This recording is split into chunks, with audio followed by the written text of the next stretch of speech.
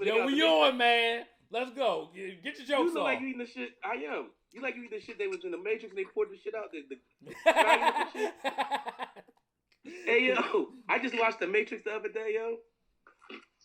Neo was that nigga, yo. Matter of fact, last night I was watching that shit. Neo was that nigga, dog.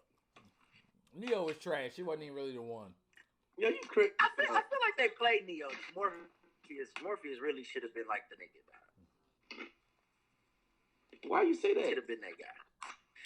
Cause he really he knew everything. He was like he understood everything. He's plugged in. Neo just really come out of nowhere. Like I know. Just another example of the man marginalized the black man who really knew every fucking thing. You know what I'm saying? And you gonna give it to the white boy. Yeah, the white savior, the one. It's like white Jesus. Hey. But you know what? I'm not gonna go there right here. Introduce the podcast. Let's do that, and then we'll go in. Go ahead, Juice. We getting into it today, though. Let's go. This is reparations, nigga. Let's go. This is Brothers Talking Shit podcast, episode 49. I am the Flush Man, also known as the Fat Boy, better known as the man who has no problem calling you broadish. Oh yeah, I'm your Huckleberry. And oh yeah, I'm in the bed right now. No, I'm in the bed. I'm about to move. This is the move I had to make real quick. I ain't comfortable. And I'm Rel, a.k.a. Iceberg Shorty, a.k.a. the king of controversial comments, a.k.a. I said what I said. Don't at me unless you try and cut the check. And oh yeah, little man in the right-hand corner. And oh yeah, it's ice cream. Keeping it a buck. Yo, crazy. It's Cool Mike, also known as Dr. Mike, also known as the People's Podiatrist and your favorite foot doctor. Call me Saturday Night Mike, and in the future, they're going to call me Crypto Cool. With your coolest. What's poppin', everybody? It's your homie boy Drew, a.k.a. the Charm God, also known as Juice, also known as the freshest light-skinned, dark-skinned nigga you know. I'm also Butterscotch. And this is not... I know y'all just seen this nigga getting out the bed. This is not Pornhub. This is a podcast. I assure you. Ain't where I need to be at, man. Listen, just let y'all know how real this shit is. Like, I started off in my bed because my kids was eating dinner, so I had to chill and get out their way. Now I'm where I'm supposed to be, one of my locations. Well, let's start it off. Let's start it off, though. You say what? Yeah, man. This shit all right today. Let's go, Juice. Hey, listen, dog. I got something to motherfucking say. And I ain't just talking about, I'm really getting on black people right now. Okay, reparations. Black people are niggas, Juice. Be clear, Juice. Black people are niggas. Identify. Oh, my bad. He right. I want to get on you funky ass niggas. My man. Talking about the reparations. Yo, it's some cool ass niggas out here that are agreeing with the fucking racists out here. Let's just call it what it is. Mitch McConnell ass. Yeah, why we shouldn't Mitch the bitch on why we shouldn't get reparations. I just want to say this. I think we talked about this before. I want to say Cool has mentioned this for sure. Yo, free labor, guys, is what built this country. They did not have to pay anybody. As a matter of fact, when the slaves were free, the slave masters did get reparations. They got reimbursed for losing slaves. And I'm gonna tell y'all something else. It went from slavery to sharecropping to Jim Crow. Dog, that's over 400 years of fucking persecution, slavery, bondage, all that shit. America owes us, and it's not unprecedented. There's other people that have gotten reparations. That's the thing. It's not like we doing something new. Okay? So here's the issue that I have with us though. Danny Glover. You did a great job in Color Purple. What did he say? I think that well, nothing. He didn't say nothing bad. I don't think he said anything bad. I think Danny Glover, and I think he stuck with this for a while. A lot of our entertainers are with it. Black people got to get away from that, though, man. We got to get away from entertainers representing us. We need real lawyers, a real think tank that can get up there and present this shit correctly. Because really, what are we even asking for? We need to have a plan for what we're asking for. They're not finna cut check. So we got to go in with a real plan. But if you think we don't deserve it, fuck you. If you think we don't deserve it, shut the fuck up. Yeah. For sure. Cool, Mike? Listen, the whole thing is that there's precedent, Juice mentioned, for reparations in history. I think it's short-sighted to suggest that because nobody was alive, man, it's ridiculous to suggest that because nobody was alive during slavery. It's like laughable, but it's not funny. You see what I'm saying? Right. You like, yo, this happened last week. That you can point to stuff that is a direct lineage of, issues with slavery and Jim Crow and so. Like, yo, my mother couldn't go in the front of the stores, in downtown Baltimore. My mother. They had to try the shoes on at home. They couldn't try the shoes on before they bought them. Because they was black. What you gonna do with that? Now, never mind the lynching in the Black Wall Street and these other atrocities that are documented, right? The apology to think that we can't do it. You cutting people in Israel and all these, a lot of places checks. Really whenever you want to. It's really ridiculous. And I think for black folks, man, continuing to ask the question like who we are, where we come from, is important individually and collectively, but also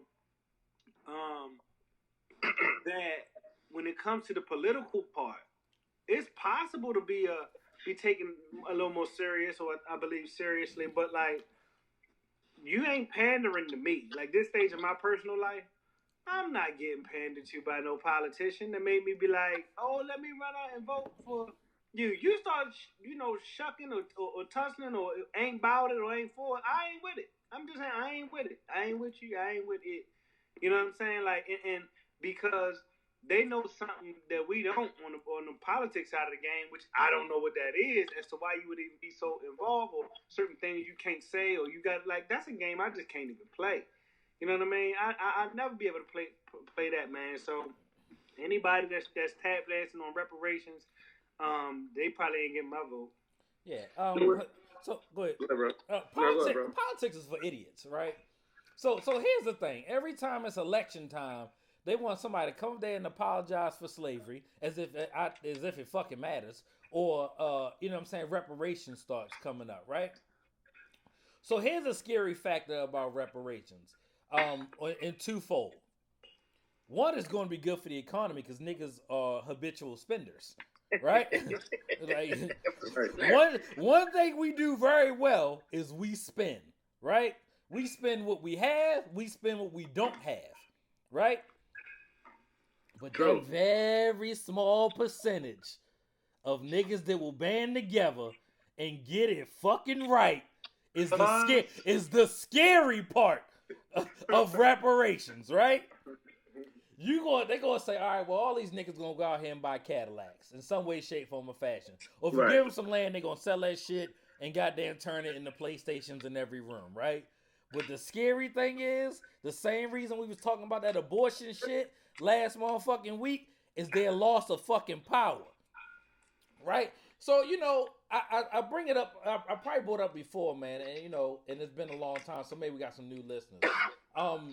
The reason that we know about Left Rack City, right, is because of Noriega, right? We know about Left Rack Queens because of him.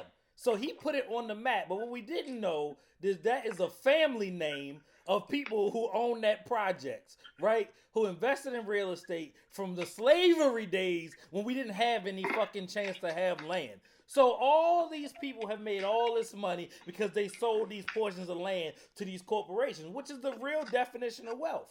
Land ownership. He who owns the land rules the world, right? We didn't have a chance to own any fucking land. We was kicked off of the land that we was working on and cultivating, and then was considered vagrants, you know what I'm saying, at that point, and was being arrested and put in jail. And then after that, it turned into, you know what I'm saying, what we have right now, prison industrial complex, right? Mm-hmm. So the fact that somebody would have to give up something that wasn't rightfully theirs anyway, right? You got to think about the way the country progressed, right? So from the East Coast to the West Coast is the way it moved, right? And we know everybody went out west because the gold rush was out there. So they would just lay and claim the shit. Motherfuckers was taking yarn and saying, this is my plot of land, and took it from the fucking Indians, right? Well, we didn't have a chance to fucking do that, right? So we didn't have anything. So as the value became more increasingly up there in the wealth of cotton, which they were, you know what I'm saying, selling shit that they got them with free labor, like Juice attached to from the beginning, you know what I'm saying, people got a lot, was wealthy, right? Having these streets named after them, having these areas named after them. All of that shit extended from slavery. Give me my fucking 40 acres and fucking yes, I want my mule. Goddamn right. I want it. Let me ask you this, though. I fucking want it. Because I'm a little lost. Where did this come back up? Like, why is like this week? What happened this week that make this? Because the election. That's what I was saying, bro. The election is next year. But okay, I think bigger than just the election is this social media. Like, listen, bro, it's a collective swell of understanding and learning and knowledge. So for me, it seems like this social media campaign, and it's not even like a campaign, it's just like regular posts in the flow of everything, where you talk about American descendants of slavery and voting as a block, which means, hey, black people, this how we voting on these issues. If we could get to that point, they would respect us politically. But the fact is, black people ain't just jumping at Sister Harris, you know, because she a black sister that went to Howard. They ain't just jumping at Cory Booker. They ain't just jumping at Bernie. They ain't just jumping at Joe Biden.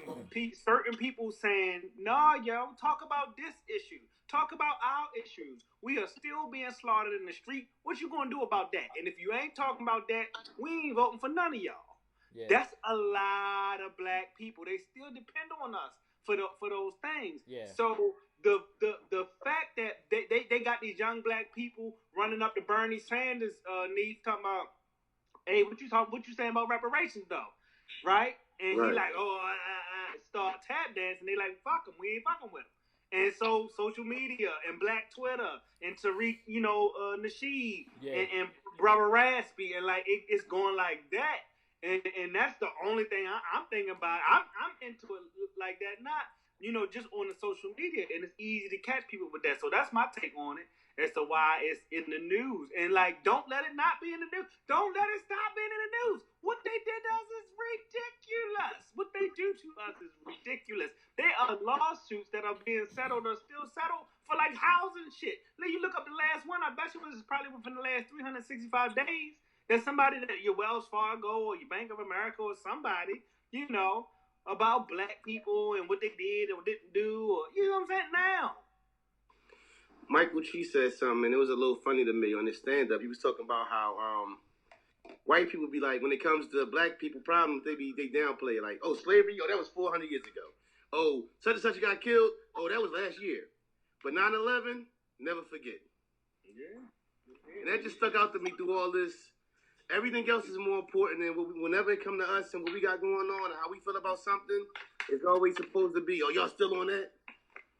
But never forget when it come to 9/11, though. You know here's what happened with black. I'm gonna speak on something because I was talking to a friend yesterday, and I've made some posts. By the way, right now I'm in Facebook jail with groups, even my own group, Brothers Talking. I can't post. I can only post this from the admin of Brothers Talking Shit page. Everything else, I am banned until the 29th because I guess I said some shit that one of you motherfuckers don't like. For real? Fuck them niggas, Juice. Here's what they probably didn't like is I made a post about trans women are just men infringing on women's rights. That's number one. You don't like it, but I it's fucking true. love it, Juice. Hey, you don't like it, but it's true. Here's the next part. Black people, you attached yourself to so many other movements that hijacked your shit. And the LGBT movement is one of them. I don't have nothing. Listen, dog, I'm not finna sit up here and say that, I've got 2 and 3 gay friends. I love everybody. I got friends of all walks of life. Gay, whatever, it don't matter. I don't care about what you are. If I love you, I love you. But the truth is, the LGBT movement is when white men decided that they wanted to do something different, and white women, and they created this movement and took our civil rights along with it. Because they used that shit to get them, we're being discriminated against, we need this, we need that. Let me tell you that. I don't mean to cut you off, Drew. No, go ahead.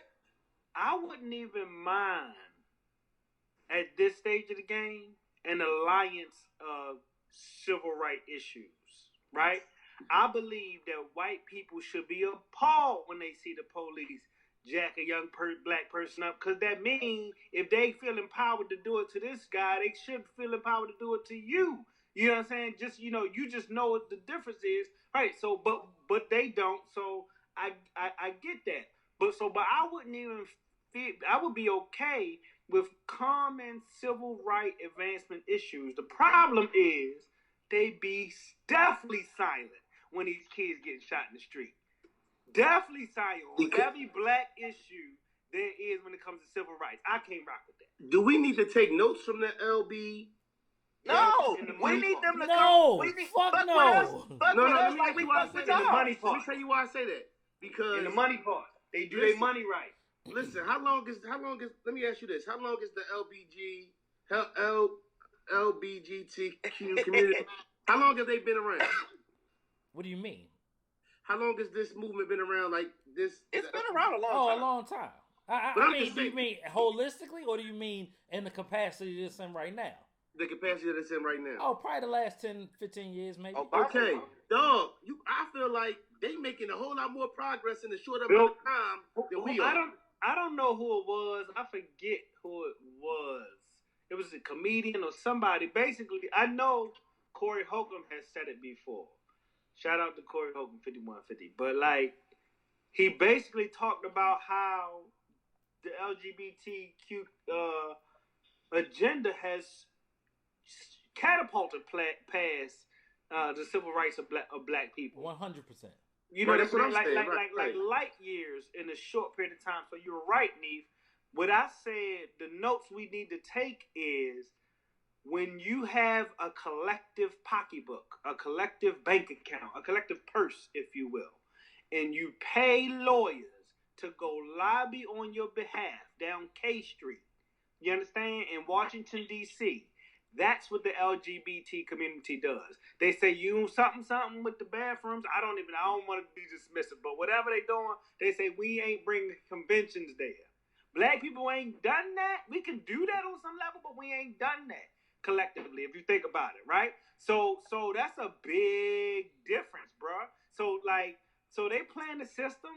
Yeah, they hijack, the movement part, but what you gonna do? You can't even be mad that they plan a game, you know what I'm saying? Because there are some things that we could do. For example, a quick thing, like, when we talk about reparations, like, what is it we want, right? And so if you ask us to write down 4 individuals, and we would write individuals, if we don't discuss it, we would write individual stuff. That's really, Juice, I want you to hear that part. Like I said. Okay, I'm back. If we talked about reparations, for example, right? I said what we need to do with the LGBT community they hire lawyers to go to K Street and lobby on behalf of certain things. So I say if you ask us as the 4 of us to secretly write down what it is you want for reparations, right? We would write down 4 different fucking ideas right now, right? Don't discuss it. That's really where we are as a black collective, even though reparations is hot on the tongue of people. Now, I'm certain that I could Google something and somebody may have come up with a manifesto or a list or whatever, but it ain't like we know a Jay-Z CD or whatever the hot song is. So if we was on K Street with $1 million lawyers, which I feel is possible. But if we was on K Street with $1 million lawyers and every politician that wanted the black bloc vote knew we want 1, 2, 3, 4, tax free, 25,000. I don't know. You know what I'm saying? This, that, Right. third, debt forgiveness. You feel me? Like, so whatever it is, we don't have that. There is no one single individual that would do that, and I think that's where we get stuck in the mud as black people. And listen, I'm not against the LGBTQ community. I'm simply saying that, look, they collectively got together and made it happen. But the fact that they used what we initiated to do it, for me, is a problem, because it's like, dude, we died. I'm not saying that there aren't hate crimes committed on gay people. It is. But as a collective group of people, we couldn't go sit down. We couldn't be where whites were. We were getting lynched. And these civil rights acts and bills came in because of us. And so we joined another movement right before we got anything accomplished. So everybody get your rights. LGBT, Latino, everybody. But I want everybody to know, all what they're doing is possible because niggas was getting beat up and bit by dogs. Hold up. You said was. Niggas is still getting beat up and getting killed and all that. Hey, you right. Ain't by dogs. That shit's still going on, right? Ain't no water hoses like it used to be, but you right. Cop killed a black man on Father's Day when nobody came on. Right.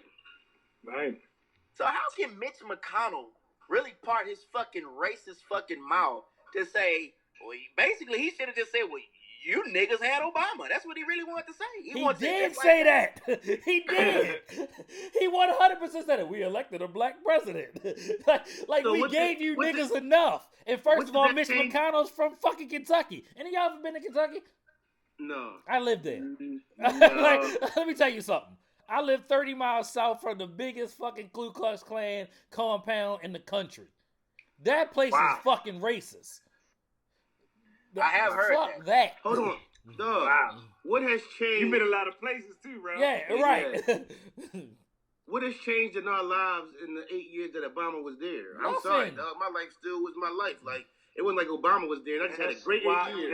That's why. Fuck Obama. What y'all talking about? That's why. Like, people are at that stage, bro. Like, Obama, just because he got a black family and situation, but like politically or socially or economically, people definitely don't feel no difference. You know what I'm saying? So under Trump, yeah, he violent, he this and all that, but on the day to day, people don't feel no difference. You know what I'm saying? Like, and so another 4 years, people ain't gonna feel no difference. Like, I ain't saying it, but I'm saying it. Like, no matter who there. If he win, what's gonna happen to you? You gotta get up. We're gonna do this podcast, and like, you feel me? Like, every day. Can I chime in a little bit? He did fix a little bit of the VA situation. No, so, I'm saying. I'm just saying. For me personally, I gotta talk about for me personally. You said my Trump? Yeah. I'm saying, Ralph. I'm saying. That's what I'm saying. Like, if anything, your 401k got better. Like, if anything, right? Yeah. If we be honest, Y'all want some heat? Y'all want some heat? Always. That nigga Trump ain't got shit on Ronald Reagan and George Bush. Y'all tripping. Do y'all know what they did? Do y'all know what Ronald Reagan did, my nigga? Y'all don't know. Because y'all talking about Donald Trump ain't did nothing but get on Twitter. Yeah. Ronald Reagan, them boys told some shit up. Yeah. Go ahead, They don't even want to talk about the Southern Doctrine, do they, Jews? They don't want to talk about They don't want to talk about this shit. This dog, George Bush, my nigga was a part of selling weapons and shit to Iran. And had fucking what? Oliver North take the heat for that shit? Contra. Do y'all get it? Man, what's that snowfall junk? You know what I'm saying? Like touch on that. Like, man, listen, bro. I was telling my wife, the whole junk is about power and weapons. When you think about it, like, that's why ain't no guns being given up. It's a whole bunch of guns and weaponry being sold across the world. They just dropped the biggest something. Donald Trump just sold something, and some kind of jets and all that to somebody somewhere. You know what I'm saying? Like, these things go, man, they smuggling drugs and guns, Reagan doing these across border, going crazy, covert. You know, it's crazy. They just quit all this cocaine and $1 billion in the Philadelphia port. Yo. $1 billion of cocaine in 2019. A Nick bag gonna be a dime price for that. Nah, for everything to get caught coming in, multiply times 10 of what don't get caught. Yeah. Somebody said, where the $4 billion worth of? That's a small load. It's on the street. It's on the street. Right. The second time that happened, I want to say in the last year, it's like the second time that happened here. That's a lot of drugs, yo. Somebody had to die for that. A couple niggas died. No, that's the cost of business, bro. Listen, ain't nobody died. They still got to. Somebody got to. How high up the chain that go? That goes into government hands and all that stuff. Yeah, come on, bro. Nah. They gonna redistribute that shit. Where do it go? Where do it go after that? It's in a jail cell somewhere. The stuff that got across, like, you know how many crooked people got to be for billions of dollars of drugs just to be casually on a damn. You know what I'm saying? Like, yo, that's crazy, man. Like, and they look at people in the hood like something wrong with us. Right, like we the ones shipping that shit in. Not y'all want to know? You want to even know some more cold shit that I thought about the other day? Damn, Afghanistan for the poppy fields, my bad. Oh man, hey, I've talked to Marines about that. Hey, we coming with it this episode. We hot. Listen, they killed Saddam Hussein, and that nigga ain't had nothing to do with that shit. Hold up. Ain't nobody even talking about that. Hey, Juice, hold up, Juice. Oh no, you said Hussein. My bad. You good? Go ahead. Yeah, Saddam. He didn't have nothing to do with any of that. And we went and invaded his country and killed him. What's the main man name? Bin Laden? Yeah. No body, no nothing. Like, is that nigga dead? Dog, like, since when do you just kill a motherfucker and toss his body somewhere and we don't got no proof of that shit or nothing, dog? They tossed his body off the aircraft carrier, bro. Which is wild. Why would you do that? Yo. Y'all. It was on. Hey, when it was on? What was it on? Was it the TR? It was the Truman. It was the Truman, I think. It was the Truman. So you telling me you got his dead body? Don't nobody got a picture of that motherfucker or nothing? Come on, dog. Try to sell me on some bullshit. Nigga, listen. If I killed him, if I was in that team, I'd take a picture with this nigga. I feel like it's getting harder. This for the gram. Look, this for the gram, baby. You know, a lot of that team died. Ended up dying. See. A lot of that SEAL team ended up dying. It's something wrong, bro. It's something wrong. I feel like it's getting harder and harder to like pull the wool. It is. Dog, hold on. This sound like all wool. This sound like the Punisher shit they had on fucking Netflix. So they killed Bin Laden, right? And then the niggas who did it, one by one, they dying.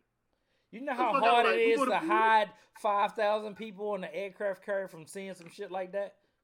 It's only 890 feet on the flight deck. I'm just saying. You know what I'm saying? I'm a carrier sailor, bro. I am too. Me too. Right. Bro, flight deck only 890 feet, bro. You know what I'm saying? Like, hey, you just can't hide things like that. You know what I'm saying? So what you think? You think it was really what you think? What you think though? I think they ain't do a proper Muslim burial and throw him in the middle of the ocean. I don't think that happened. You ain't gonna fucking talk me to death. Listen, you can say you killed the motherfucker all day. I need some evidence. If it's a bounty on the motherfucker head or some street shit, let's say on the wire, right? If it's a bounty on his head, you gotta have some kind of evidence to bring back the motherfucker to show that this motherfucker dead. We don't really know if this nigga dead or not, dog. Well, it did take him 2 weeks to figure out Kennard killed Omar, though. I'm just saying. But let's talk about not so conspiracy though. Okay. So the dude that was doing the Iran Contra, the whole CIA, Oliver North, all that.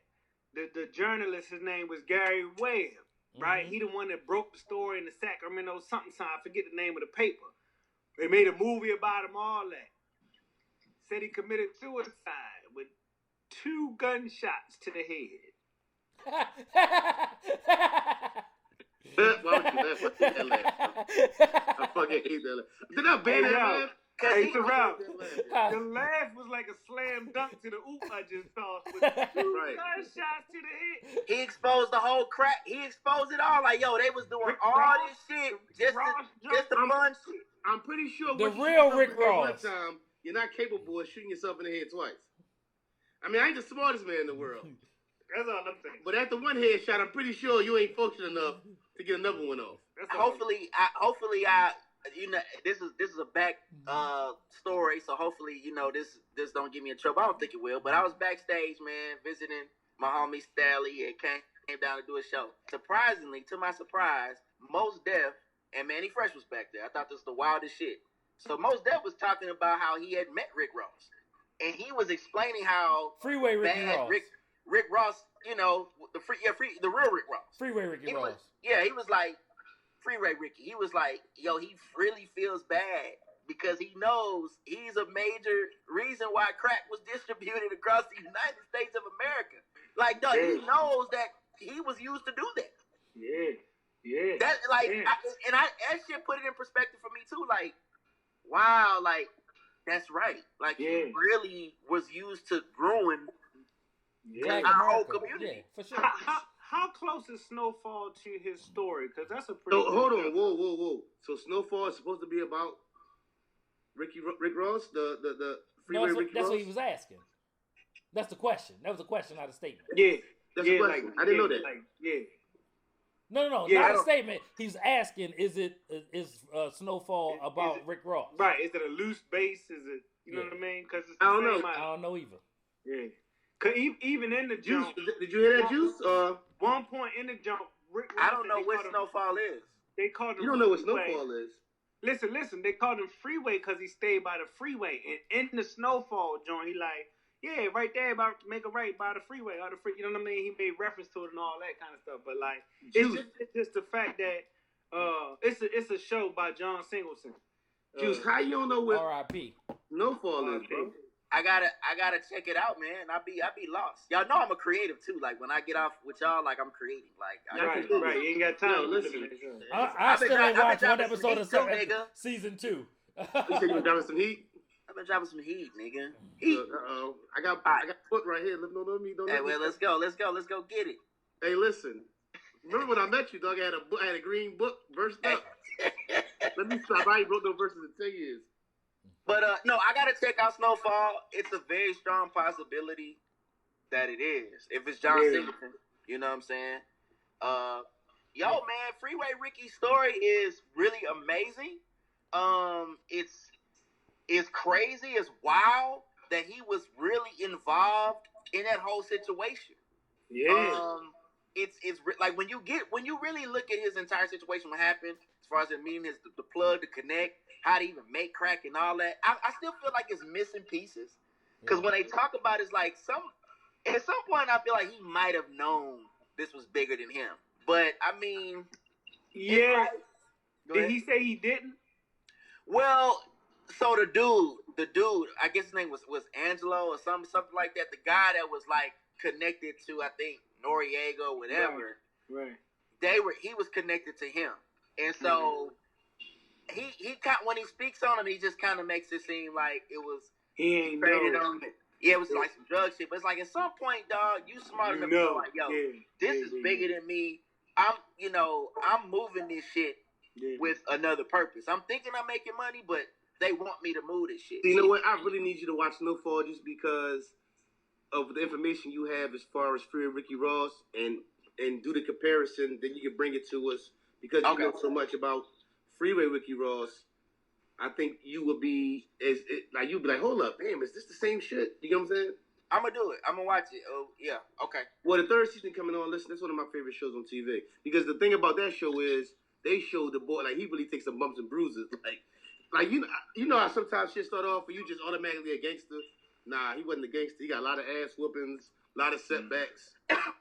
So my thing is, and to kind of bring it back home is, we've been through so much as a people. We've witnessed this country, commit so many crimes against us and atrocities against us. And so all we saying, nigga, is damn. Can I get a to-go plate? Because essentially that's what we get. That's like, the real shit is we done our relatives, we done put all this time in. We done did all this shit that we never got nothing for. Can we get our shit finally?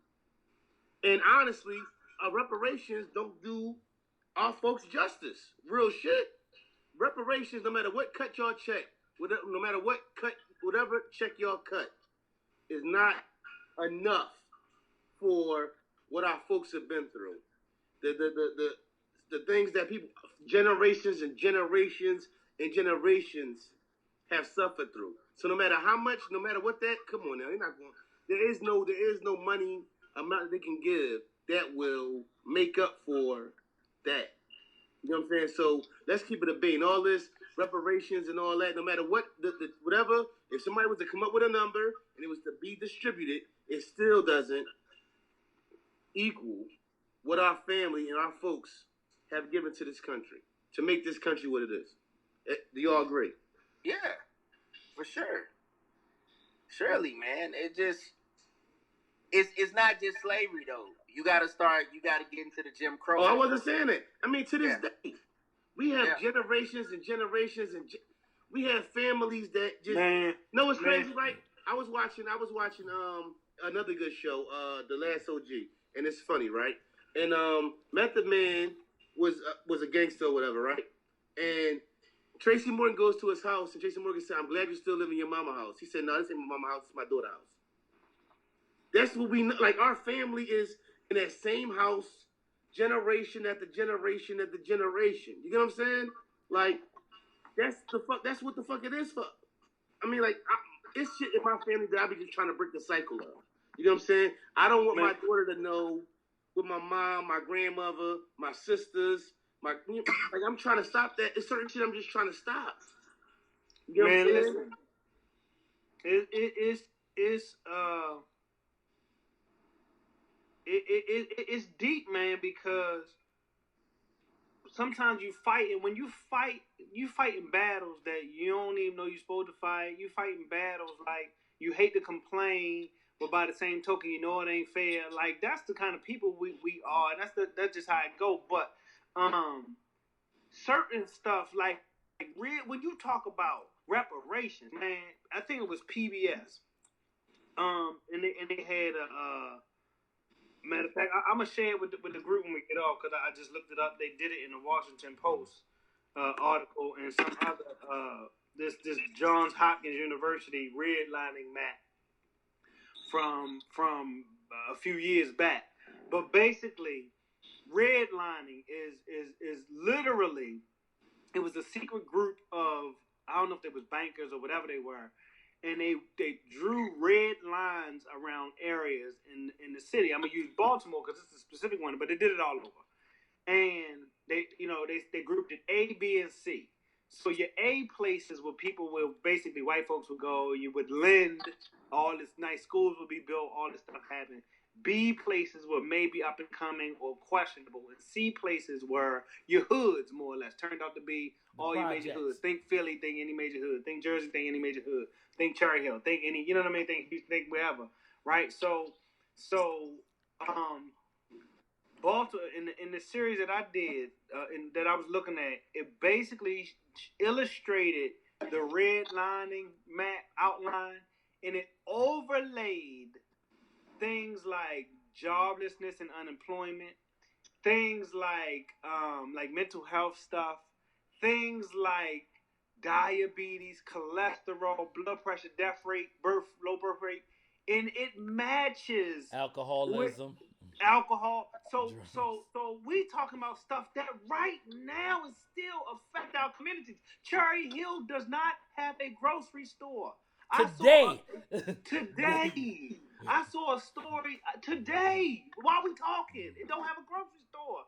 I saw a story. It was about Tuscaloosa, Oklahoma, on Vice the other day. The black lady protested because she don't want another Dollar General or Food General because they don't got no grocery store in their place. Today, this is happening now. These are the same practices that are from Jim Crow that are from slavery. Like, it's actually easy to make a reparations case.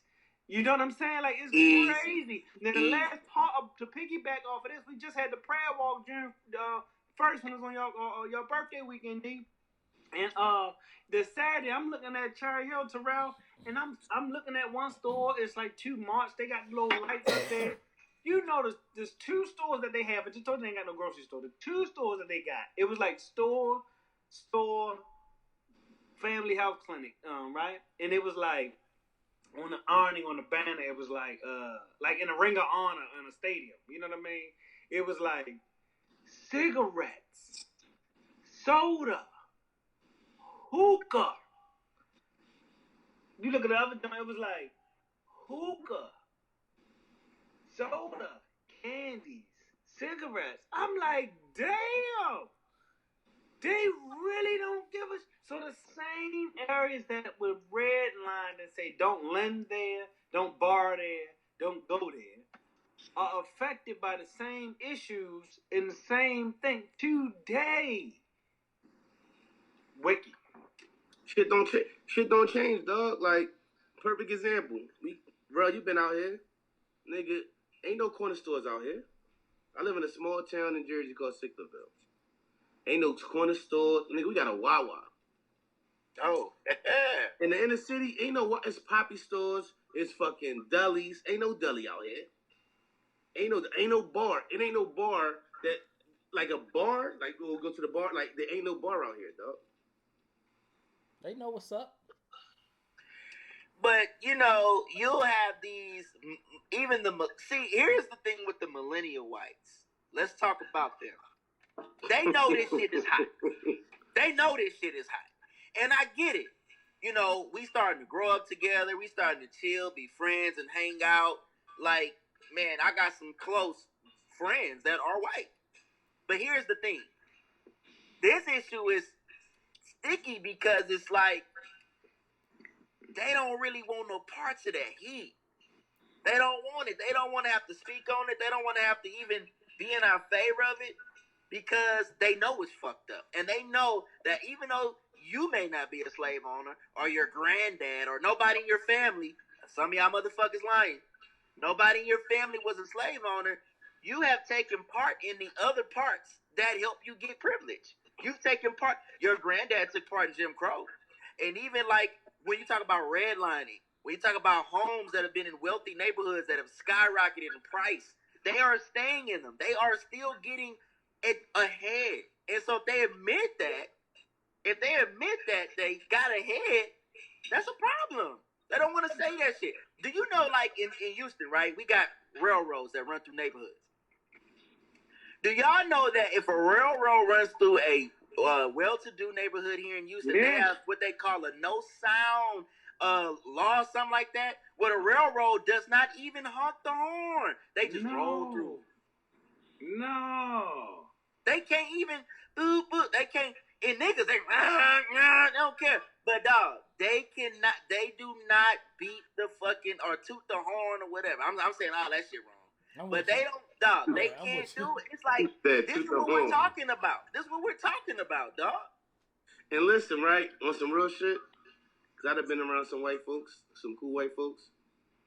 They want all the privilege of what it takes to be black. Like, and it goes back to when they what's the shit that came out when the young boy got shot. The movie that came out that was Thug Life. The Hate You Give. Yeah. You know what I'm saying? And how the girl, like, it's all cool. Like, everybody wants to be. They want the good part of being black. You know what I'm saying? They want to be able to say nigga. They want to. Yeah, it's all good. The good shit. They don't want none of the bad shit that come with our shit that we go through. All the good shit, they want a part of that. They love that shit. But the shit that's bad that we go through every day, like, man, listen, motherfucker, I don't see no color. Listen, you better start seeing color. Because these motherfuckers out here, that's what they do. You give somebody say they don't see color, don't trust them. Talk it cool. You can't not see my color. Matter of fact, I enjoy my color. Right. I love my color. And that's why they listen. Matter of fact, I want you to see my color. I just don't want you to treat me differently because you see, I don't want you to give me a different fucking interest rate at the bank because of my color. How about that? I want you to give me a small business loan at the same rate you give old boy a small business loan with the same subjective things, right? Right? Your opinion about it that you give them. How about that? That's all. You understand what I'm talking about? You can see my color. It's bullshit if you don't see my color. See, they all the good shit that come with it. They don't want the bad shit though. You get what I'm saying? We got to deal with the bad shit. It's all that you want to rap our verses and love our music, and you don't even know what these verses really mean. Do you know what Ice Cube rapping about? Do you really know what that shit is like? Man, you talking about Grandma Rose taking care of. You ain't even gonna say. You know what I'm talking about? Other people's children. Mm-hmm. They got names and stuff on buildings in Baltimore. That's our great grandma. For real. That's our great grandma. Yeah. Wow. Yeah. Rest in peace. And they took. She died in 99. Took care of their kids. You know what I'm talking about? Clean their toilets. You know what I mean? No education. Y'all want to get into something else they do to us? See, this is what I believe. Hold on, real quick. Hey, bro. Yo. Ain't no sports talk this week, baby. Let's go. Go ahead, Juice. Hey, let me tell y'all something. They don't really want to kill us all off because they need us to be around for the entertainment perspective. We do help actually push things into existence. It's because deeper than that, Juice. It ain't just entertainment. We are the everything. Everything. All the stoplights, all of that shit is us, my nigga. Stoplights, the super soakers. We already did that episode. You know what I'm saying? Not just the brain and thinking, but these organs too, dog. Yes. Oh, for sure. They using us for medical. Yeah, for sure. Sites. Yeah. When people ask me why I lose weight so fast, I tell them slavery. And it fuck them up. And I say, yo, I be serious. Don't get it twisted. I lose weight really fast because of fucking slavery. We are descendants of the strongest. The fucking survivors. No, listen, you know what I'm saying? We the ones who fucking made it, man. That's not even a joke, though. Every single thing they tried to make us, they tried to pin us down with and try to make us look bad with. We flipped that shit and made that shit dope. You get what I'm saying? There ain't a white boy alive, ain't a little white girl alive who love the thought of saying nigga when they hear a 50 Cent song or whatever. And love the, it's okay, go ahead, do it. Go ahead, it's all right. And they look at you like, somewhere in America, Miley Cyrus is twerking. As black men, you've been around white people. Have you been around a white person who asked you, was it okay? Oh, for sure. To say nigga. Yeah. That's why. I've had them say listen, hold up, bro. I'm a firm believer in, I'm not getting rid of nigga. No, that's our shit. We made it cool. Missy Elliott made Is That Your Bitch cool. You get what I'm saying? She made you black bitch, we gonna make it cool and we make that shit fly. We made nigga a term that y'all used for us for hundreds of years, our shit, and you better not say that out your fucking mouth. I'm gonna break that motherfucker. And you know what? White people want to get rid of it because you know why? They want to get rid of it because they can't say it. That's the only reason. And for that reason there is the reason why, to me, niggas should live forever. Hey, Q-Tip already told you, man. Tribe already told you, man. Hey, sucker nigga. They already told you why we use I be hating sucking niggas. And the sucker MCs. Come on, man. Like they hard when you make you can't with your figure. Tribe, stop that. Yo, I know about that tribe shit. Let's go. Hey, dog. He told you. So it's like, we can definitely say that word. It's a term of endearment for us. Listen, I don't eat chitlins, but they made chitlins. They made something out of nothing. That's what black people do. We make the worst shit fly. That's what the fuck we do. Man, listen, it's so, and you almost don't even feel like getting going, but so far down a rabbit hole. But man, no, go ahead, cool, fuck it. It's just, if it was equal, it'd be a blowout. We make the best out of not. It would be a blowout. If it was equal, it'd be a blowout in everything, yo. Not just sports. I'm talking about in everything. And when you talk about, like, it's so wicked and it works so well. You almost can't blame people now. Like, why would you willingly relinquish? You feel me? Your power. Why would you willingly relinquish? That's even we had a conversation where I said don't record. Why would we willingly relinquish everything that we building on it? You wouldn't, kind of inherently, because we trying to build something. So like, but on the wicked side of the game, why would you willingly relinquish these things too? Now you should feel compelled to do so, or even the score because of morality and right, and that's how we built as a people. You know what I'm saying? We are unity people, man. We are collective. We are vibe. You know what I'm saying? We are feeling. Listen, bro, we never met, and we a whole vibe together. You ain't never lied. You understand what I'm saying? That's so true. that's how we are as people. Let me tell y'all something. Watching the podcast, I don't know how tall Mike is. I don't even know if Mike is tall. Mike, how tall are you? 5'9". I'm totally cool. I didn't even know. Like, you would have thought. Like, I know. Me and Rel go back. How many years? Me and Rel go 15, back 2003 or 4 at least. Yeah. Me and Juice go back at least 2000. I think I met Juice after I met Rel, right? Rel, Yeah. did I think 2004.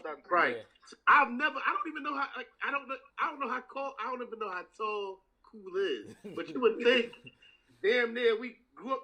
Yeah. We really are brothers. Right. I don't know if Cool Brush stick. Like, Cool Brush stick. I don't even know. Because I've never been around his brush to know. So as a people, as a collective, how many cousins you got that's not really your cousins? How many brothers you got that's not really your brothers?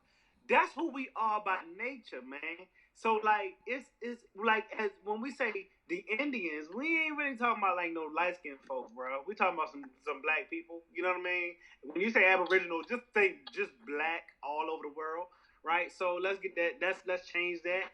So, but like we like, hey, let's share this, and they like take these blankets and die, and we're gonna put contracts on you niggas, and we're gonna not let you read it, and we're gonna use you for the labor to cultivate the land, and we're gonna get profits without loss for a few centuries. And we're going, when you do learn how to read, in spite of the fact that we would kill you, like, you know what I'm saying? We're going to still contract you out of the shit. And when we let you go, we're going to not let you go for real. And when we let you go, we're going to start arresting you and make another whole business and entity out of that. And we just still in that shit. You understand? And when we make marijuana legal, we're going to trade it on Wall Street, but we can still arrest you in certain situations and put it on your, your record, man. This joint so wicked, and so I say if we was even in this race, it'd be a blowout, man. We out here is gods in basketball, football, anything that we want. You understand what I'm saying? Like I think that you can't blame the Silicon Valley people for it being mostly white there necessarily, directly, but what Nipsey Hussle was doing to bring that understanding to the hood, we done did and thrived and flourished like we do in any given era, generation on earth since original man. That's the whole situation. If it was equal, it'd be a blowout. Right. Like my man Sheldon Shaw, the Born to Shy, and listen, man, I keep telling y'all, man, that's another one of them things you got to be watching. He said, man, I wake up every morning and I fight to get to zero. You get what I'm saying? Like, I start off in the negative. I'm just fighting to make zero. You get what I'm saying? That shit is real. As black men, man, that's what we face. Like, ain't got nobody telling you, man. Man, you say, where you from? I had a patient. Where you from? She told me, people's from some town in France, and then her other people came over and they went to Germany and they went to Canada and they fourth generation this and that and the third. You understand? We don't even know where we starting from. We don't even know where we from for real. We're saying neighborhood in a city, right, or a country or a county. Like you see what I'm saying? That's an inherent. Like I'm talking about learning me. You understand what I'm saying? That's an inherent problem. You start there and then you work backwards from it. That's a wicked cold game, bro. That's wicked and cold because it disenfranchises you from the go. It puts certain images and imagery in your head of what's right and wrong and who is right and who looks right and wrong from the go. And that shit is slanted right? Where the race ain't fair. So this ain't me crying and complaining, because there's certain stuff and ways you can move. But we just got to do it collectively, unify, and start with each other. That's it, bro. I mean, I think you hit the nail on the head, dude. And so, if anybody really wants to get us reparations, y'all need to take this episode, break it down piece by piece, and build the fucking case. I mean, I just, let's talk about solution. I love to always talk problems, and then I talk solution. This is what I think we should get. Like, this is what I think would help us. I don't think we're gonna get big checks. I think they fucked off a lot of the money. I think, really, to be honest, I think the market that we know right now is kind of like a bubble. It's like it's waiting to pop on something. By the way, Bitcoin shot up, didn't it? Did y'all notice that? Yeah, Bitcoin, it's doing some stuff. It's doing some stuff again. All right, but I think it's gonna pop. Here's the thing. I think that Black Americans should be tax free. I think it should be tax free. I think all areas that are being gentrified should be stopped. I think they should be made historical landmarks where we keep the land, and they need to kind of give us some treaties like they did with the Native Americans. I think that's what they need to do. They need to lift, once they do take the federal ban on marijuana, because they will, it's coming, they need to give us subsidies. They need to allow us to get in. They need to let us set up some businesses first. And then I think we may be able to call it square at that point. I ain't mad at that, Juice. Yeah, I like it. Cause if you ain't getting taxed, you could literally work at McDonald's, do some overtime, and kind of come out. And it would spur the economy. Like, you know what I mean? They know it. Like, listen, man. That's why they do it when they want to. They find money when they want to. I don't know how much money we send to Israel every month. It's a lot. It's a lot. And that's not, I'm just saying you can find it where you need it, right?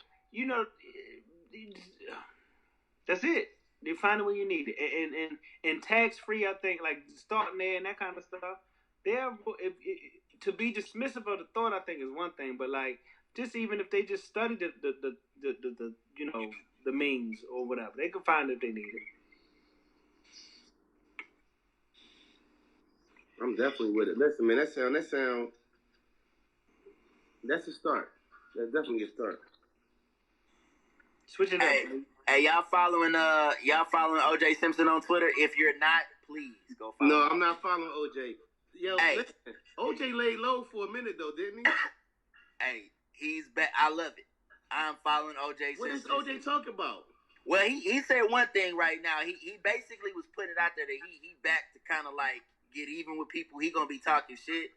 He gonna say what he want to say. One thing he spoke on was the comments are funny. Like, if you read the comments, it's even funnier. But he spoke on the Khloe Kardashian thing. He put that rumor to rest. Somebody he had never slept with Kris Jenner and no shit like that. But I got a feeling he wanted to get on there and say a lot more shit, and hopefully he does.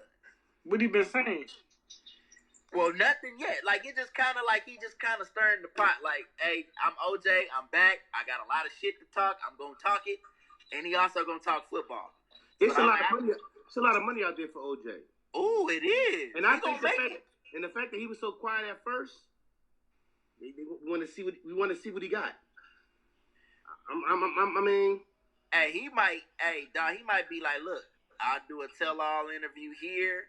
I'll come see y'all over here. And hey, I'm gonna tell everything. That nigga might actually get back into the murder case or some shit. Like, is his what's name up, or is his statute of limitation up, or no? Well, he can't be tried again for murder. His gag or the gag?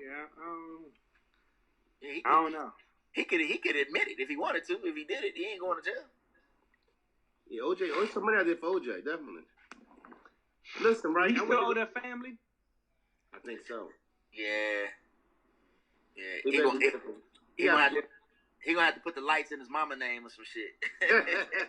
No. Subject to me. Now my daughter, she gonna take that shit. Yeah. OJ ain't no dumb nigga. That's for damn sure. Yo, listen, right? This is shit that threw me, right? Did y'all hear about? I told y'all I went to go see Toy Story 4 today. Did y'all hear about? It was supposedly being some type of scene of Woody from Toy Story being bisexual. I have heard about that. Did you see it? Was it something in there? No, it wasn't nothing. Okay, good. No, Maybe that I was mean, it'd be like, damn, really, like, that's where we going with this shit? Was that it must have been a rumor then. That's sad. I don't know.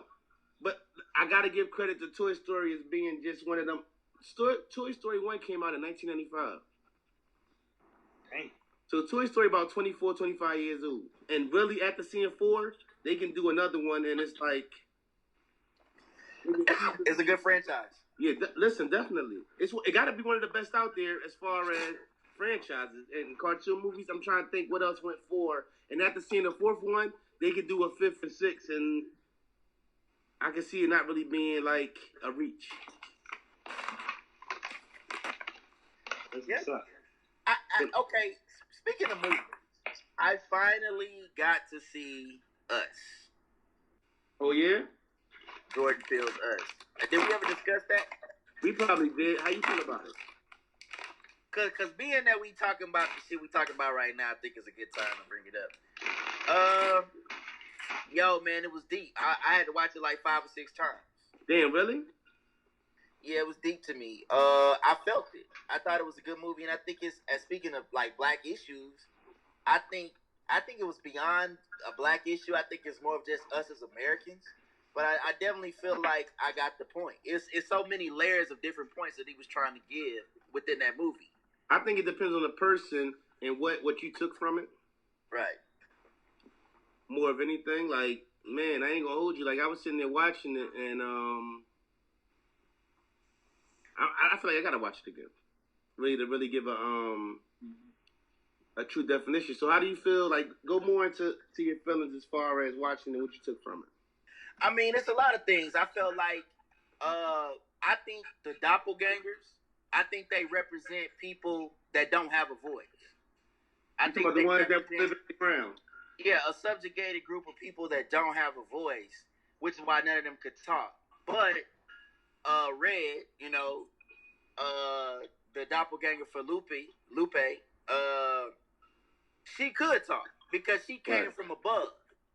So she was the person that came from privilege down, but her voice was muffled.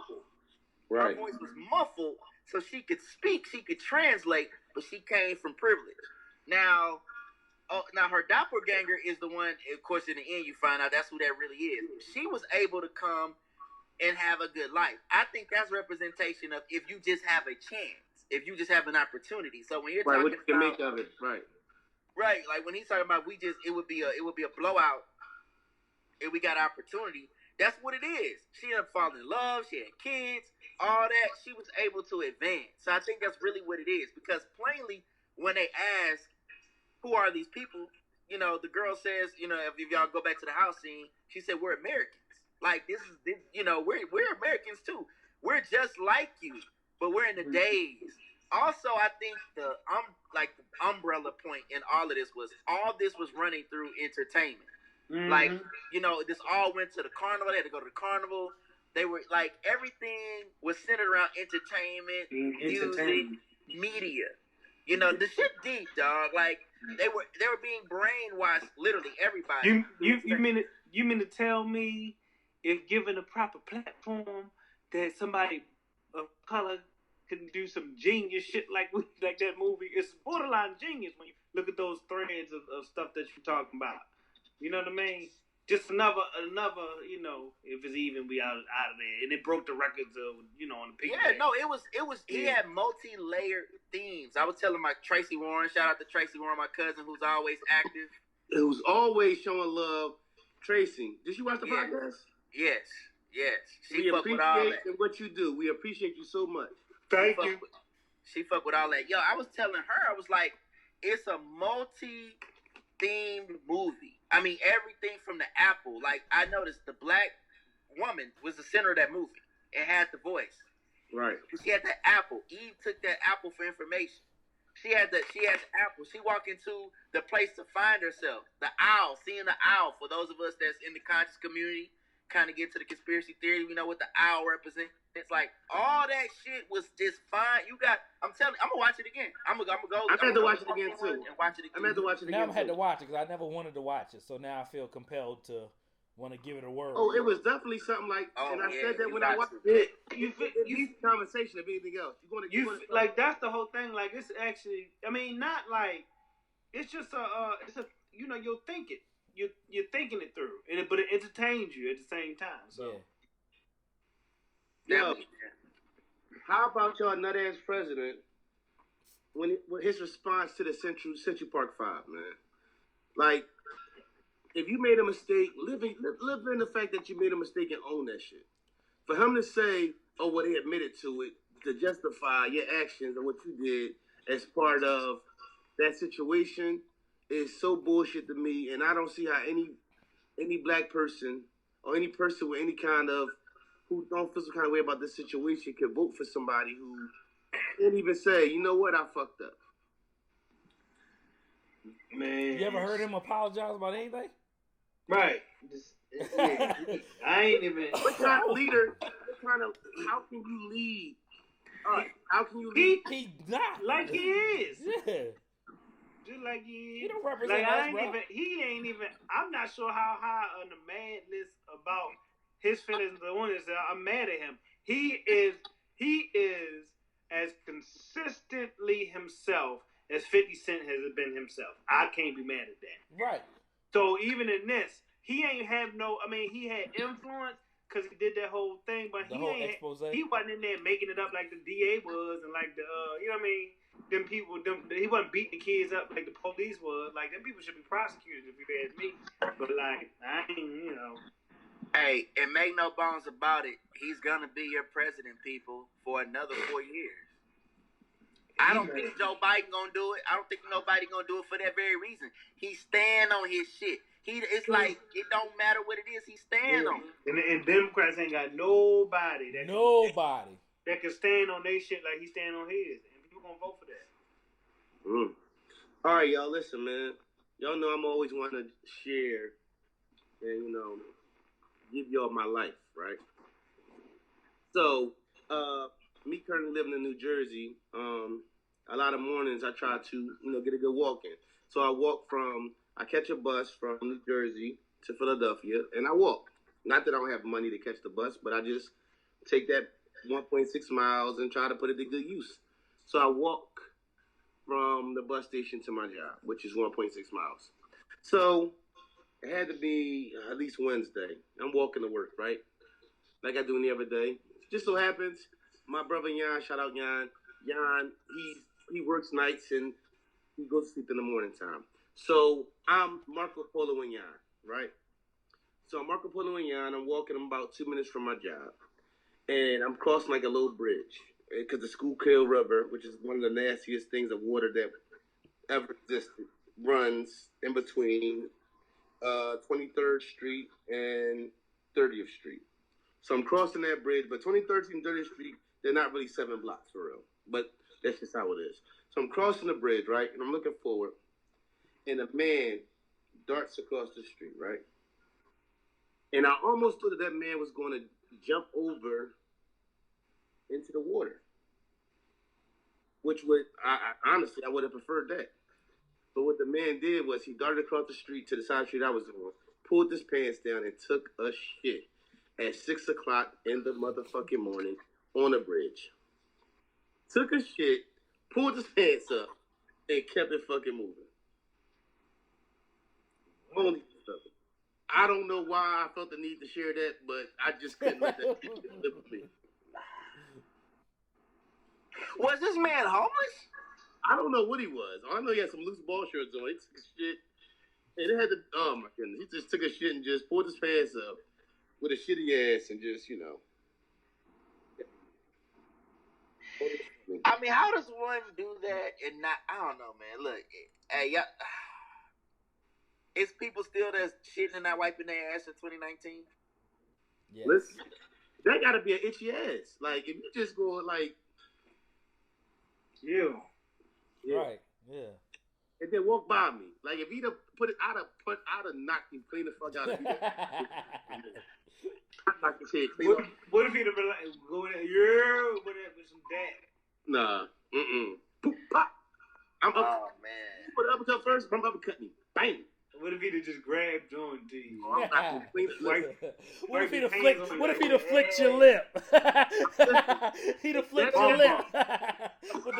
if that had happened, I wouldn't make episode 49. And y'all would be throwing a cookout on fish fry to bug me the fuck out of Hey, wait. What episode is this? This is 49? 49. Oh, man, we got to get ready for 50. I told him that. I got a couple more things I want to holler at you We about. probably gonna have to do 50 live from Baltimore. Cool. Yeah. I'm be home. Oh, yeah? Yeah. ESPN. You go on Sunday, right? You go on Sunday? I guess I am. Oh shit.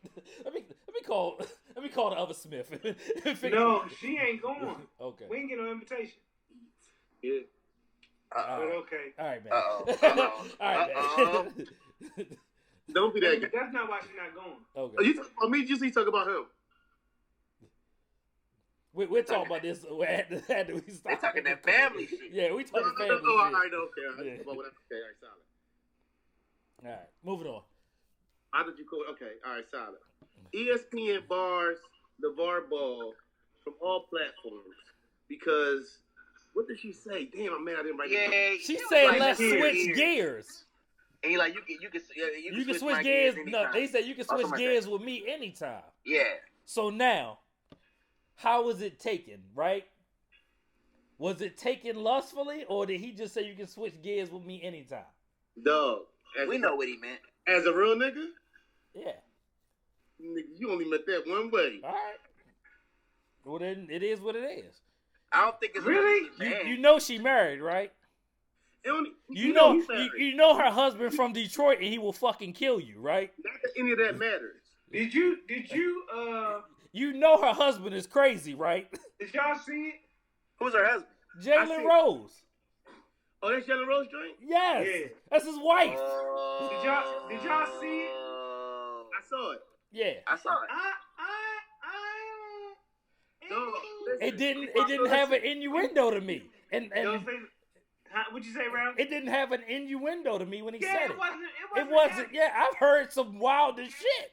I have I to. didn't cringe. It wasn't so cringy. Listen, in these days and times, dog, you can't. As innocent as it might want to be, or try to make, you can't. Oh, they're only gonna take it one way. They're not. They want to get him out the way though. I mean, he had it coming because what happened a couple months ago on. Man, listen, So- Michelle Beadle overrated. What's that other lady on? On Get Up. They took that lady off that what's name that show got better. Am I gonna get in trouble for saying that? No, but hold up. Maybe. When he said something to somebody else, the chick on the herd. He said something to the chick on the herd, didn't he?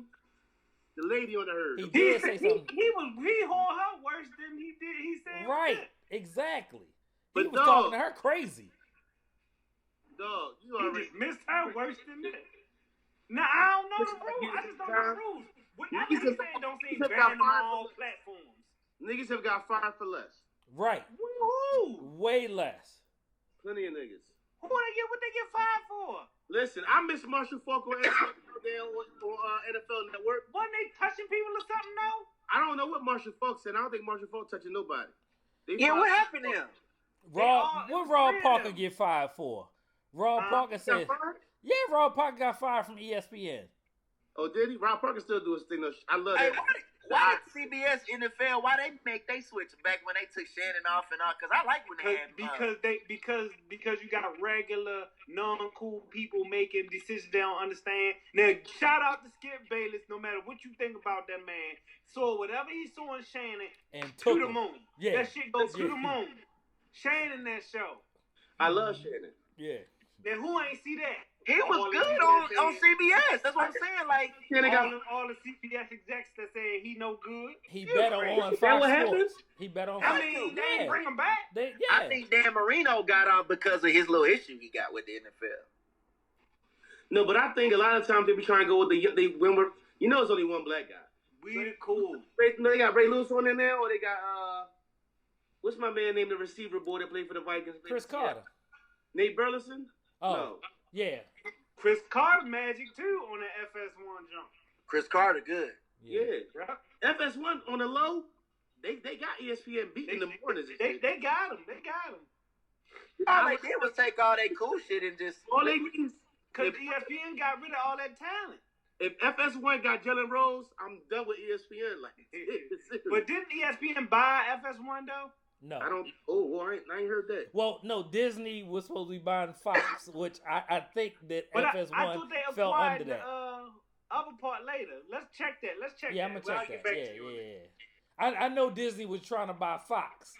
You know what I'm saying? So, you know, but Disney owns everything. So to take it back to the LeVar Ball thing, man, you gotta watch every single thing you say on TV when it comes to addressing a woman. I just don't think it was that way. I didn't like when I heard it. I wasn't like, oh. But he said other shit though. Because what did he say? He said something else. No, he said something what else he say? To the lady on Nah, I think he getting a bag. I think he got a. I don't know. I think he got a broad deal. You don't know when to shut the fuck up anyway though. Well, I mean that's first of all, he's carved a lane for himself doing what he does. A la Charlemagne. A la motherfucking Stephen A. Smith. They keep bringing him on. They inviting him up there, bro. Think about that. Is, they're not laughing with you. They laughing at you. That's fine. But it turns into ratings. It turns into ratings. That open no money is fine. They didn't call Lonzo on. It does. It does. You know what it's like? All that motherfucking publicity turns into money, bro. Mm-hmm. For who? For the network, not for him. Well, for him too. He turned that shit to that Facebook series that he had for his family. Come on, man. That's money. Well, he ain't talking that big baller brand no more because he reached his son for about 2.5. He ain't got to. But they ain't trying to talk to Lonzo about him getting traded. They talking to his father. Not interested. They talking to his father. That's my point. Lonzo is boring. Hey, that's my point. He could not be boring. He could be his father. I got another story for y'all, man. It's been one of them kind of weeks, right? Yeah. So a lady started at my job, right? So it was weird to me that the lady was like 50-something years old and she started at my job. So let's say Friday came. She had work 2 days. She didn't show up for work. But people were saying like, yo, I seen her. But she didn't show up. Like, she didn't actually start working, right? So she came to work on Monday and she told my boss that a voice in her head told her not to work today. I can't make this shit up, cuz. She said a voice in her head told her not to work today. I said, she told the boss that? She told the boss that. Then, right, the boss told her, go ahead and get your stuff. I'll call you in 2 weeks. Which means, go ahead and get your stuff. You're fired forever. You're done. You're done here. That's what she did. She showed up the next day and said, I'm a volunteer for the next 2 weeks. What? Nigga, listen. If I see her, I don't want no smoke. How new is she? Nigga, she worked 3 days. I'm sorry, cool. Mike, she worked 3 days. No, because Mike, I don't think I should call Mike nigga, because Mike just is fair. I don't. No, it hit better when you said, nigga, she worked 3 days. Yeah, she worked 3 days, nigga. Like, nah, real shit, she worked 3 days. Listen, was a good worker. But I think she's coming from my job because she was asking me too many questions. Look, you cook, look, you clean, and you cut lunch meat. Don't ask me how I make my mashed potatoes. Like, what the fuck going on? So she was asking me questions like, yeah, so what you putting that? And I'm like, hold the fuck up, lady. What you want, my gig? How old was she? You want my spot flash? So, you can't get it because you ain't got it. So she was coming to work and everything. Sweetheart, I swear. So How old was she? Like 50-some years old, which for me, mid-50s. So I'm like, damn, why would my boss hire somebody in the mid-50s? In a couple years, you're gonna be hiring somebody else. It makes more sense to hire somebody younger. But that ain't my call. So she was cool. She's coming in. So what happened was that Friday came, and people said they saw her. Like the security guard said he saw her, and somebody who worked with her said they saw her. But she never came into work. So I'm like, they probably tripping. They probably think they saw her or whatever. She ain't show. So on Monday she came to work and she was like, she told my boss, she was like, oh, I was going to work, but a voice in my head told me not to work. The fuck? So I'm like, the The old head boy like shit. I don't think we don't need no voices in the head tell them nothing. A voice in the head might tell them bring a shotgun to work and shoot everybody in this motherfucker. Right. I mean, you can't even. Right. But everybody knows that when a boss, first of all, you're 55 years old, you're looking for a job. That explains it all. So wait a minute, Nee. Let me say that real quick. Yo, you ages. He said, say 55 in a couple years. You gonna be looking for somebody else. That's supposed to have the same kind of rhythm to it as you can grind my gear, you can shift my gears anytime. Same thing. I'm being serious though. Like it's in the same. Yeah, it's in the same thing. So you compare me to LeVar Ball? 100%. ESPN like, gonna kick like, your ass off. LeVar Ball, you like that age. I got on my hair though, and I don't You can get your old ass out of here. I ain't got no brown teeth right here neither. That's about to die in like 6 months. The old ass 50-year-old. No, listen, when you're 50 years old, like that means I gotta do more shit. He added it again.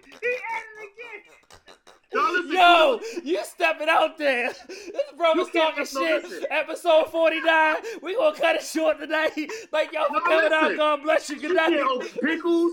You get, Hey, Facebook gonna fuck around. They gonna tag this shit, and they be like, nah, y'all can't post that. Ball. Yo, it says you can't open the pickles. No, it's not like listen, bro, you know in the Navy, it's the big. No, man, don't bring me in your shit right now. You on that ledge by yourself. It's right under the pickles. Hey, let's keep it a buck. I'm gonna go there with you. I ain't gonna leave you out there by yourself. Hey, why? I'm not sure if she can bend over. Oh man, I can't help you on that. Can't fuck with you. Hey, when you say shit is okay.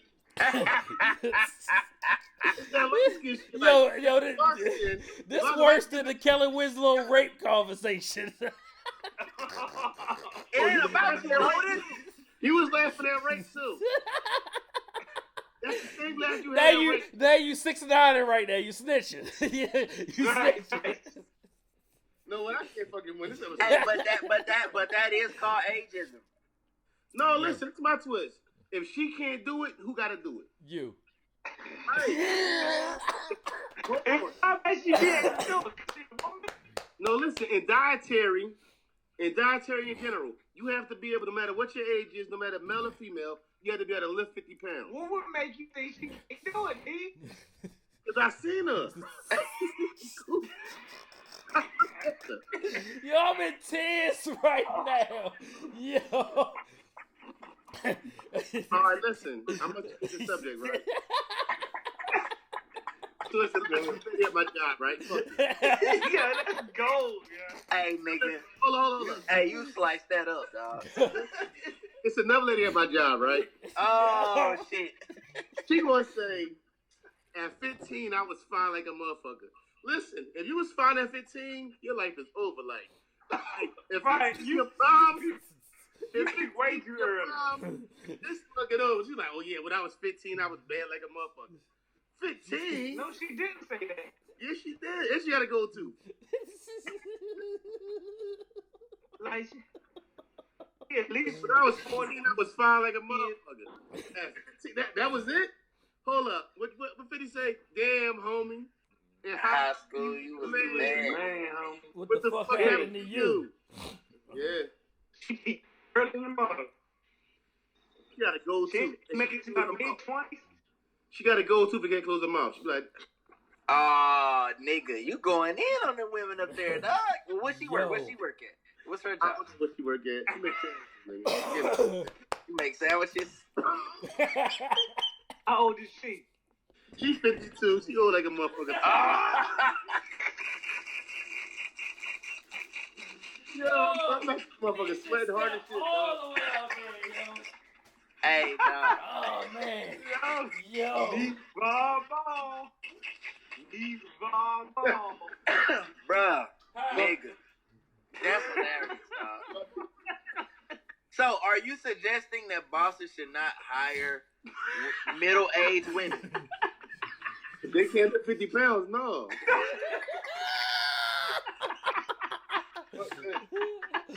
Wow. He said, "Who gonna open the pickles?" What I got shit to do? Me, I got that's the mill to put out. I can't Oh open the shit! pickles. What the fuck is going on? Yo, that's like open mic night material, yo. Yeah, dog, for real. Stand up. Yeah, that's that- like stand up, right? That's like you just wrote like 5 minutes. Y'all the only one who laugh at that shit. If I put that shit Yo, on that's stage, like they not wrote 5 fucking with me. minutes. They not fucking with me if I put that shit on the stage. I'm one of them niggas who funny just in life. I can't be funny on no stage. No, you could probably. No, I'm saying like You if could probably pull it you off. that cup boy. Yeah. They from Philly? Cause they from Philly, cool. See? Yo, Oh, now all of a sudden you don't want to be a homer. Let's put Jordan on stage and we all write jokes for him. I yeah, don't want to say him. hilarious. Yeah. Hey, if Kevin Hart can do it, you can do it. Yeah. Cause that nigga I'm ain't not gonna funny. dog Kevin Hart right now. I'm Cause that nigga ain't funny. He's not. not gonna do that. Let me ask y'all something real quick. What's better than when you talking to a woman? You're bad or you're beautiful? Whatever turn her on. And she be like, yo, you bad?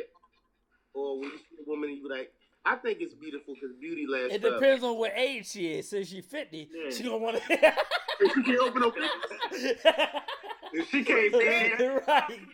If you say it when she's 15, you're going to jail. And you bad as shit at 15.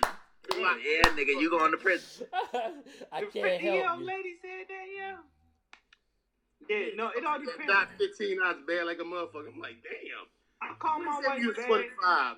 If my wife going out, you know what I mean, I call her bad. Sometimes she going, you know what I mean, girls brunch or something like that.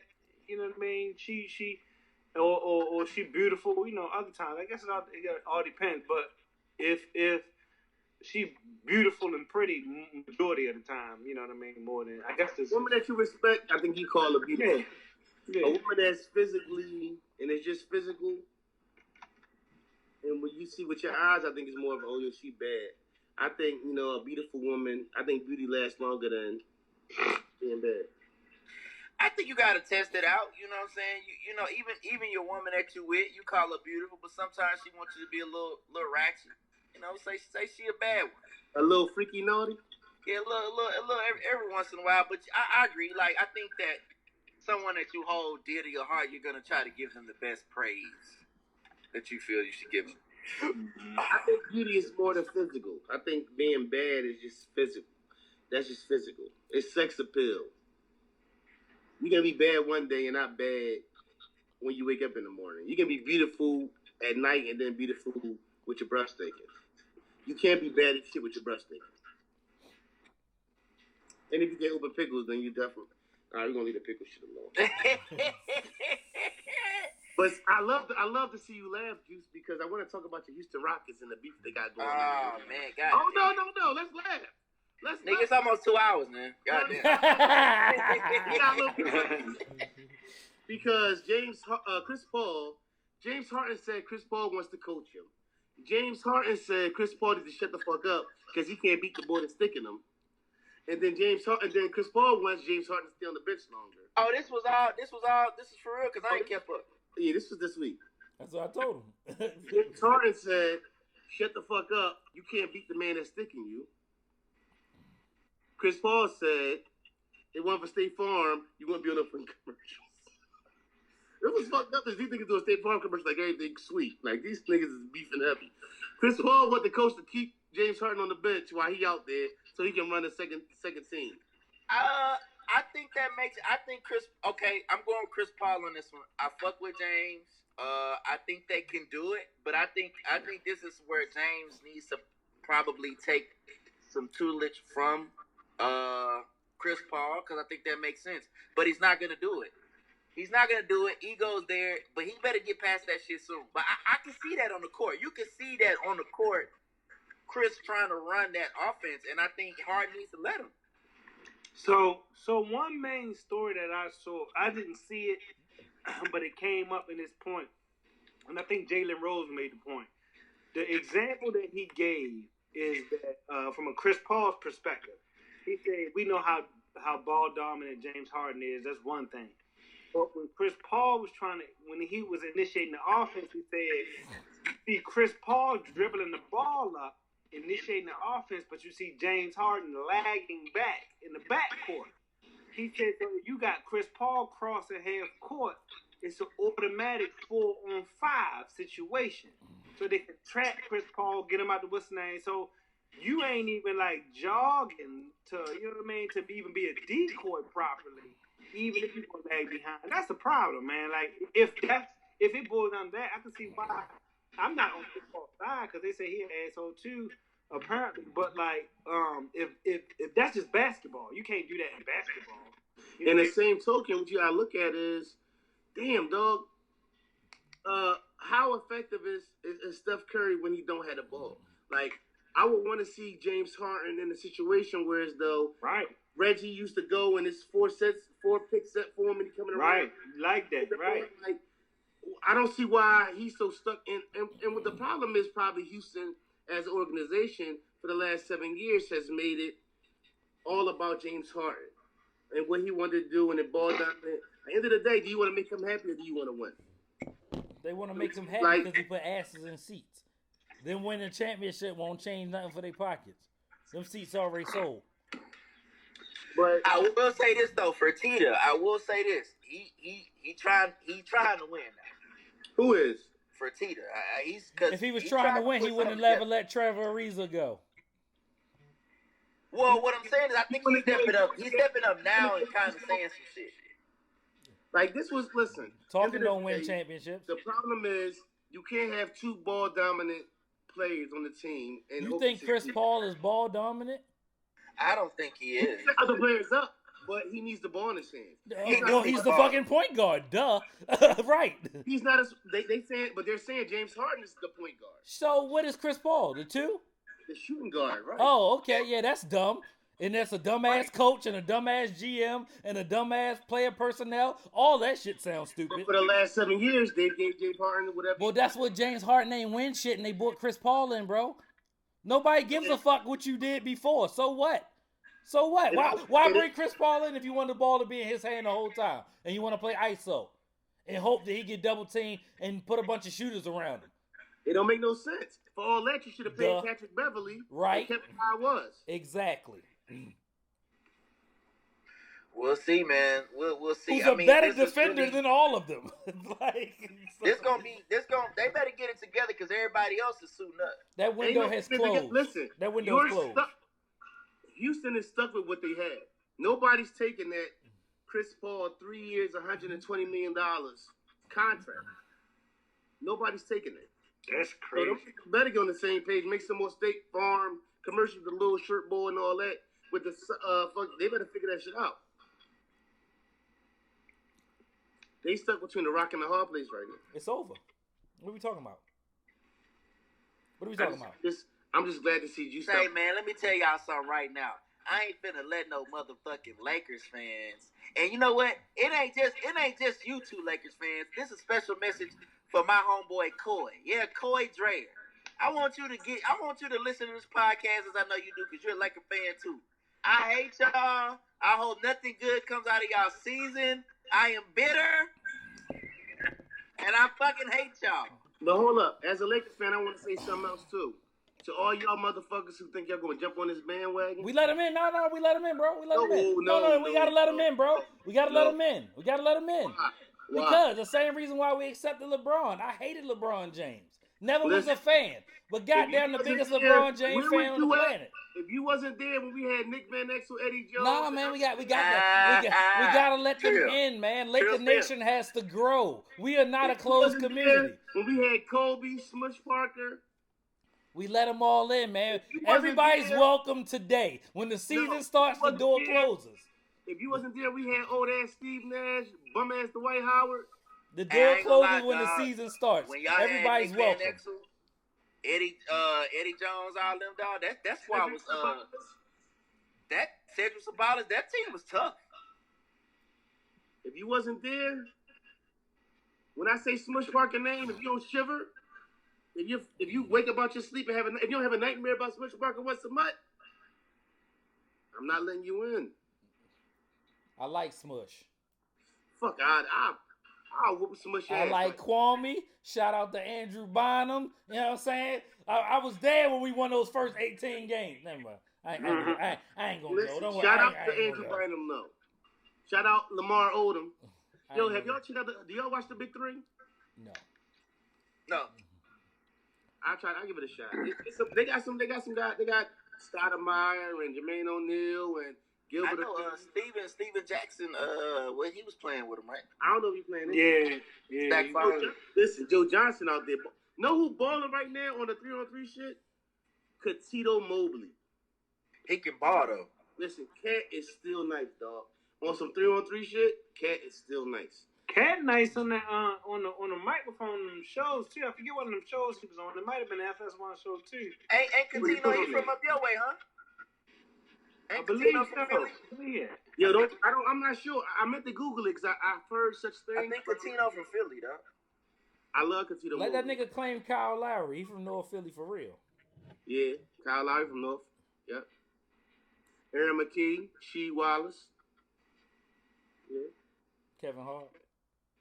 Yeah. So what part of Philadelphia is Kevin Hart from? He's from like area. It was crazy. I'm gonna tell you a funny ass story. The not funny part. That's the part he from. Kevin Hart, my man. Shout out my man Stroh. My man Stroh, I used to work with at August Park Hospital. If you ever seen the one where he talked about how his dad couldn't come up the step, like his mom made it so he couldn't get off the step. That same crib, my man lived in that crib. It's a triplex right now. My man lived on the second floor of a triplex. That's the same crib that Kevin Hart dad couldn't come up the steps. Small world. All right, man. I'm hungry. Yeah, I'm hungry too. I ain't ate tonight. Me either. I'm about Except for to the eat. I eat fucking ice cream. I can't, man. I'm in the gym again, working out, so I'm trying to cut the sugars, but that shit is like, it's like addictive. I'm addicted to it. Nigga, I can't losing this weight, nigga. I can't wait to go under this fat. It's like, let me stop. Hey, bro, you fat as shit too, bro. Fuck you. They gotta be fuck me though. Today my birthday. Like, matter of fact, I'm lying. Shout out Shizzy Mac. Happy birthday, my guy. Yeah. Shout out to Shiz. Shit, you talking about a nigga losing weight?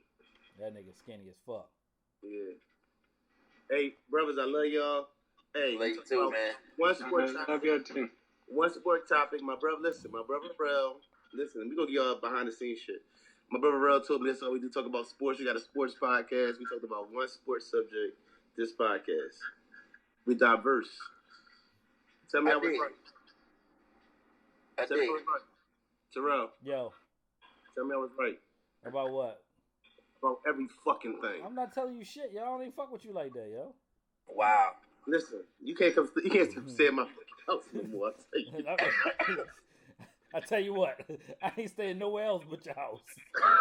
What's wrong with you? Oh yeah, listen, shout out, listen, we gotta make that shit happen, man. We gonna talk at late August. I'm coming to Houston. Yes. Hey, listen, dog. Listen. I am the plug for Houston. If you come here, I'm the plug. Listen, I like it. Let's go. I'm the plug, man. Y'all come on, man. Come on. This is Brothers Talking Shit, episode 49. 49 episodes. We still here. We kicking y'all over here every fucking week. We gonna celebrate 50, but guess what? Oh, 50 coming. 50 coming, but that's small time. Talk to me when we get 250. Hey. That's what I'm thinking. 50 ain't enough for me. I got more shit to say. Yo. Shout out to the old ladies that can't lift up 50 pounds, though. Oh. All right, love y'all, man. Love y'all. Hey, watch out for Kellen Winslow, ladies, all right? That's exactly what you need to look out for. Kellen great. Winslow. Tell him to change that whole situation. Yo, I'm off. I'm going. I'm already in enough trouble. All right. Yeah.